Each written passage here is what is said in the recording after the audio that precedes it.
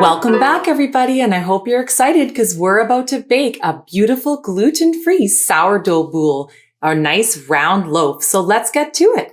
So my oven is now warmed up with the Dutch oven inside at 450 degrees Fahrenheit. So I am ready to take out my dough. And before I do that, I like to get all of my ingredients out and ready so that it can be quick, because we don't want to take too long once we take our dough out and score it before we get it into the Dutch oven, with gluten-free dough especially. So we want to be as efficient as possible. So what I have here are a couple of ice cubes, and now this is to do with helping our dough to rise. So I have some hot plates here to place my Dutch oven on. I've got my parchment paper, which I'm going to use to flip out my dough onto, and I have a bread lawn.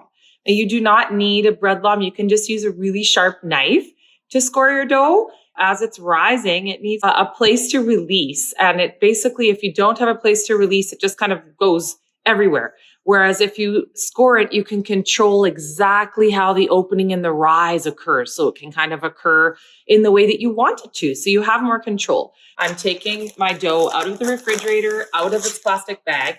In this case, I wanted to show you that you can do this without a banneton, but my favorite is to use the banneton, but it's not absolutely necessary. So that's why I wanted to show you how you can do it with just a bowl and a nice cloth. We're going to put the parchment paper on top, place our hand on top of it, and really ever so gently flip it over, and then hold our towel and lift our bowl out.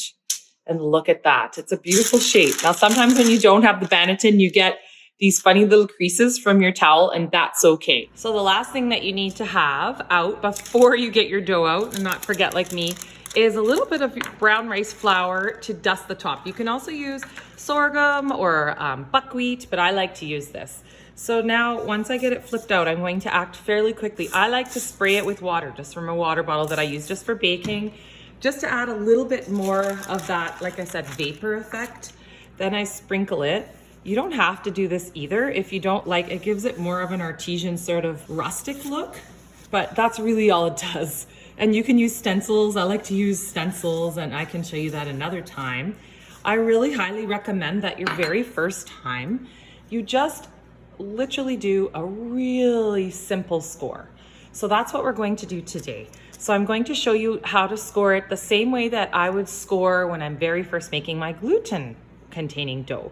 So when you score, you want it to be 90 degrees to the surface of the dough. However, the dough is not flat. It's a curve. So if I'm doing it right in the middle, I would do this. However, I'm not. My dough is doing this. So if I want to be 90 degrees, I actually have to keep tipping my razor. So my knife is going to go, usually I'm going to just do like a 2 lines and like an X's and O's pattern this time. So I'm going to slant it at about 45 or even a little bit more of an angle, and I'm just going to slice. And I want to go in not too deep. And if you don't go in quite enough, just do it again. And sometimes you get a little bit coming off on the top with the gluten-free, and that's actually just because it's wet. So I'm going to do this side as well. It's hard to do on this angle with the camera, but so I'm about a 45-degree angle. And then I'm going to come here, and doesn't have to be perfect. I'm going to slice across here. And you don't want it to take too long. Kind of did that one not quite the right angle, and that's okay. So now that it's cut open, I don't want to take too long before I get my dough into my Dutch oven. So I'm just going to lift it and move it out of the way and grab my Dutch oven out of the oven. I'll be right back. So remember, it's really hot, so be really, really careful. Just lift your lid off. That's why you have all these hot plates.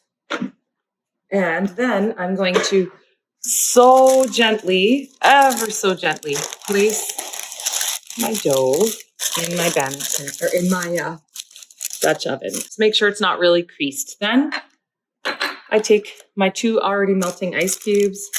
I throw them in underneath so that they don't, you can hear it sizzling already, and probably even see some of the steam. Put the lid back on I'm going to pop it in the oven and I'll keep talking. The oven had been preheating. I have my Dutch oven right in the center of my oven. And as soon as I put it in, I turned the heat down to 425 degrees Fahrenheit. And like I said before, if you don't have a Dutch oven, that's totally okay. You just need a baking stone or something like that that can maintain the heat and you can put your dough on. So here's our little sample. Don't forget to bake it because it becomes the best taste tester. So give it a little score, just something simple, and then throw it in the oven on a little baking stone. I have some little square ones that I got at Lee Valley and I just throw it on there. And I just watch it as it's baking and I pull it out sooner than the others.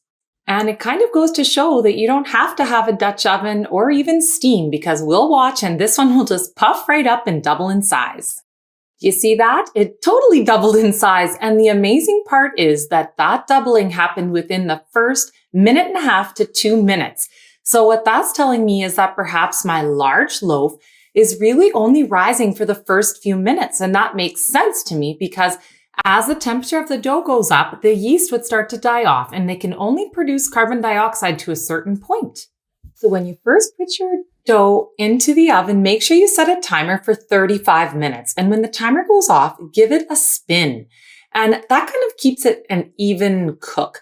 Take the lid off and you're going to see that it has given a beautiful rise. And then just quickly check your sample dough. Make sure you cook that one. It's your taste test for later. And I'm going to try to give you a peek. And look at that. Oh my goodness, it's so exciting. It looks beautiful. It's been 25 minutes. So I'm going to check on my loaf.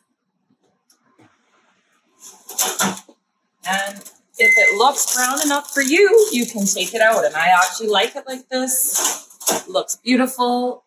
So I highly recommend having a wire rack for your loaf to cool down in. But look at that beauty. Doesn't that look amazing? So you just carefully lift it out and then make sure to move your Dutch oven away so you don't burn yourself.